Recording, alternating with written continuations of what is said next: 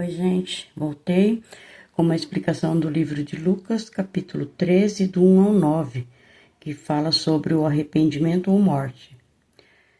A morte é quando a pessoa morre sem o Senhor Jesus, então ele é separado de Deus, né?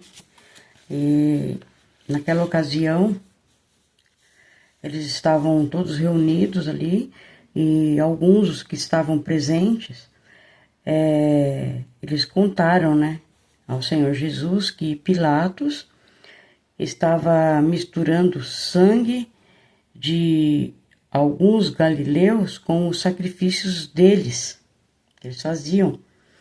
Os galileus, gente, eles eram chamados assim por viverem em alguma das cidades da região da Galileia. O Senhor Jesus, mesmo ter nascido, que ele nasceu em Belém, né? Mesmo ter nascido em Belém, ele também era chamado de Galileu. Porque ele viveu boa parte de sua vida em Nazaré. E aí chamavam ele tanto de Galileu quanto de Nazareno, porque ele viveu boa parte da vida dele na cidade de Nazaré. Então eles chamavam ele de ou Galileu ou Nazareno, né? E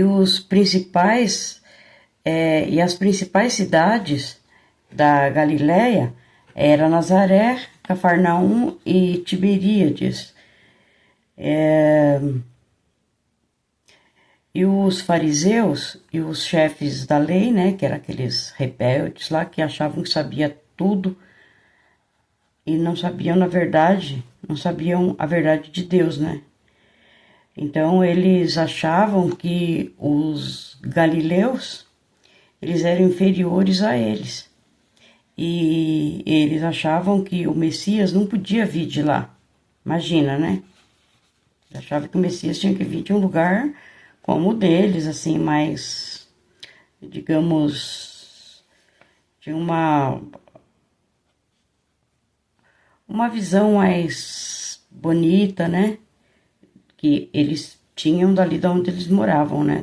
Da onde eles estavam, que era melhor, eles achavam que era melhor do que onde ficavam as cidades da Galileia, né?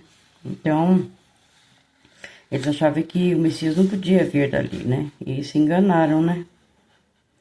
E nessa época houve revolta e movimentos de resistência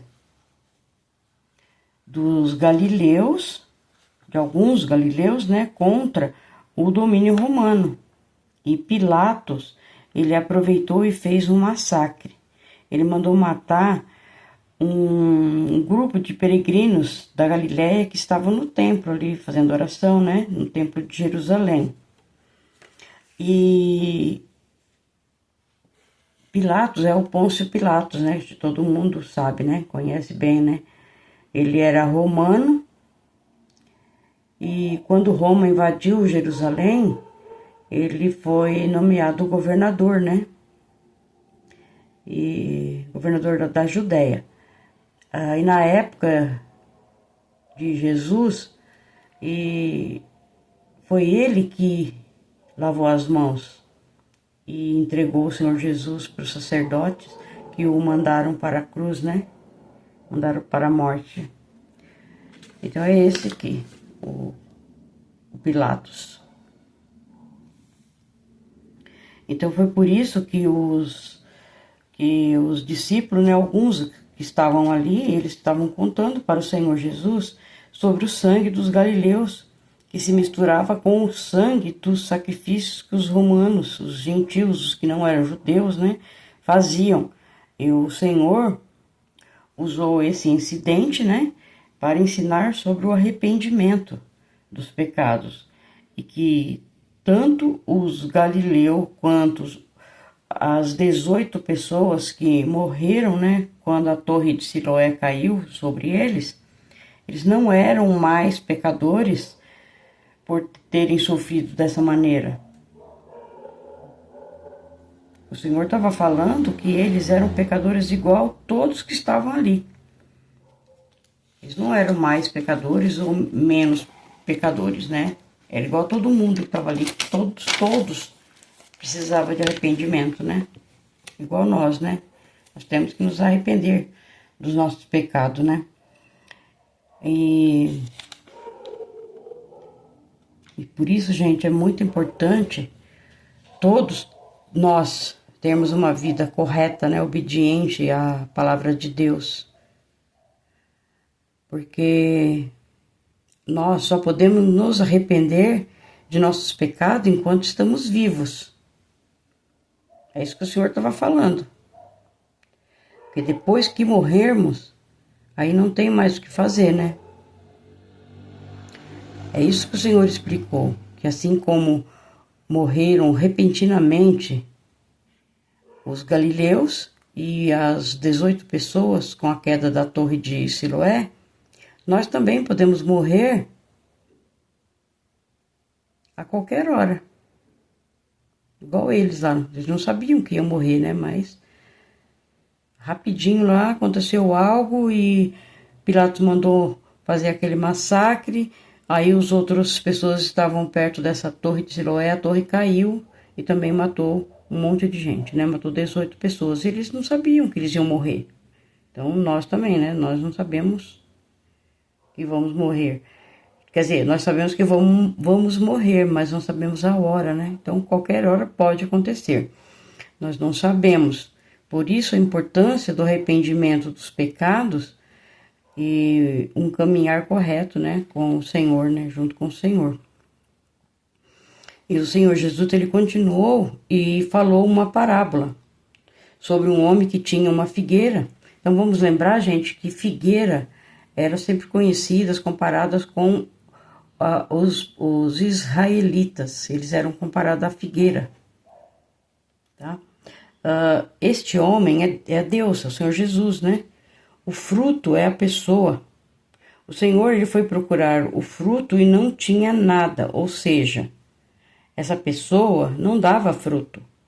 Já fazia 3 anos que o Senhor procurava fruto nessa pessoa, né? Nessa árvore que o Senhor está falando aqui, né?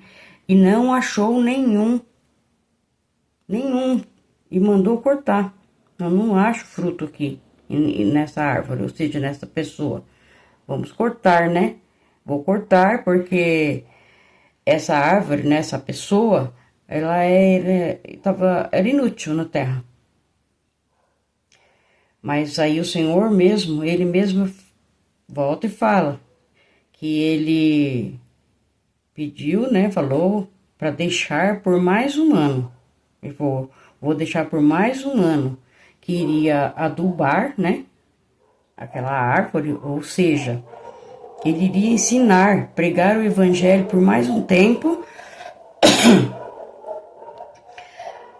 Ele ia ensinar e pregar o evangelho por mais um tempo, algum tempo. Fala um ano, mas a gente não sabe se é um ano literal. Eu acho que não, eu acho que é um bom tempo, né? O tempo até que ele volte, né? Ele ia deixar adubar e ensinar, pregar o evangelho, assim como uma árvore, um pé de fruta precisa ser adubado para que ele cresça bem e dê frutos, né? A pessoa também tem que ser ensinada, né? Tem que receber o evangelho, aprender e caminhar com o Senhor, né? Então o Senhor deu esse tempo, né? Mais esse tempo. Ele é misericordioso e dá oportunidade de arrependimento. E uma pessoa, quando ela é convertida, ela vai dar fruto, né? Que a pessoa muda totalmente. Todo mundo vai ver a mudança nessa pessoa. Porque tudo que a pessoa fazia de errado, ela não vai fazer mais. Ela muda, ela fez uma conversão completa. E se nesse tempo, né, que o Senhor, ele ensina a pessoa não querer saber, o Senhor está ensinando, a pessoa não quer saber de jeito nenhum, então essa pessoa vai ser cortada. É como a árvore que não deu fruto, né? Por mais que o Senhor ainda deu tempo né, misericordioso, deu tempo ainda para que adubar, ver se a árvore ainda daria algum fruto, né? Ele deu mais tempo ainda, pela misericórdia dele, pela bondade dele, né? Ele ainda deu mais tempo para que as pessoas ainda possam se arrependerem dos seus pecados e se converter ao Senhor, né? E dar fruto. Porque se não der, vai ser separada, vai ser cortada e tirada do lado do Senhor Jesus e levada para a vida eterna com o inimigo de Deus, né? Essa pessoa será cortada de perto do Senhor, tirada, arrancada, né? O Senhor, ele ficou na terra junto com os seres humanos, né? Ele ficou pregando e ensinando durante 3 anos. Pode ver que na palavra está falando que o Senhor ficou durante 3 anos procurando fruto e não achou. Mas mesmo assim ele deu mais tempo ainda, né? Então ele ficou pregando, ensinando durante 3 anos. Depois mandaram ele para a cruz, ele morreu e ressuscitou. E desde então, gente, ele deu mais algum tempo. Nós não sabemos a quantidade de tempo, né? Mas ele deu mais algum tempo para que essa figueira, que essa pessoa floresça, né? No caso, essa figueira, essa árvore tem que florescer, essa pessoa tem que florescer, tem que dar fruto, né? Até que ele volte. Então aqui as pessoas têm que ouvir o evangelho e se converter. Quando ele voltar, é a última chance. Quando ele voltar, se essa árvore não der fruto nenhum, ela será cortada, ela será arrancada do lado do Senhor, né?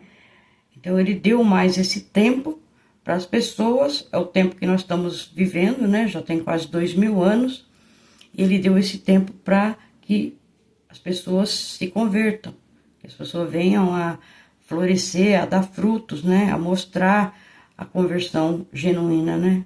A verdadeira conversão, que é se voltar ao Senhor e viver com Ele mesmo, né? Viver para Ele, uma vida digna, correta com Ele, com o Senhor. Então, as pessoas que tiveram uma vida correta, de obediência com o Senhor, vai permanecer com Ele na vida eterna. Isso na vinda dele. Ele vai voltar, ele falou que vai voltar e ele vai voltar. Então, quando ele voltar, esta árvore, essa figueira que não tinha fruto, não dava fruto, né? Que são as pessoas que precisavam ouvir, precisavam ser adubada, precisavam ser cuidada. Essas pessoas derem fruto, se arrependerem, então elas vão estar junto com o Senhor na vida eterna. As que não quiseram ouvir, não quero ouvir, não quero falar de religião, não quero ouvir a palavra e continuar vivendo no caminho errado, né? Porque querem viver, porque não é o que o Senhor quer. O Senhor quer que todos se arrependam e vá com Ele para a vida eterna, né? Que o Senhor vai fazer novos céus e nova terra. Essa terra, gente, que nós vivemos aqui, ela vai ser purificada com fogo, porque não tem solução, né? O mundo jaz do maligno, então não tem como arrumar. Então não tem como botar esse mundo aqui diferente, porque não tem como, o Senhor não quer mais, né? Porque como foi dado para o inimigo, ele vai ter que ser purificado, né? Então o Senhor vai fazer novos céus e nova terra para viver junto com os seus escolhidos, com aqueles que quiseram ficar com o Senhor, porque é a pessoa que escolhe se quer ou não viver junto com o Senhor, né? Se não, esses que não quiseram, de jeito nenhum, eles vão ser cortados do reino eterno com Deus, da vida eterna, e jogados no lago de fogo e enxofre, junto com o inimigo de Deus. É isso que está explicando, é isso que eu entendi aqui no livro de Lucas, capítulo 13, do 1 ao 9. Então, gente, se vocês entenderam, né, ou se vocês têm uma visão diferente, quiser escrever aí nos comentários, podem escrever, ficam à vontade. Nós estamos aqui para aprender mesmo um com o outro, né? E que o Senhor nos abençoe, nos proteja, em nome de nosso Senhor Jesus. Amém.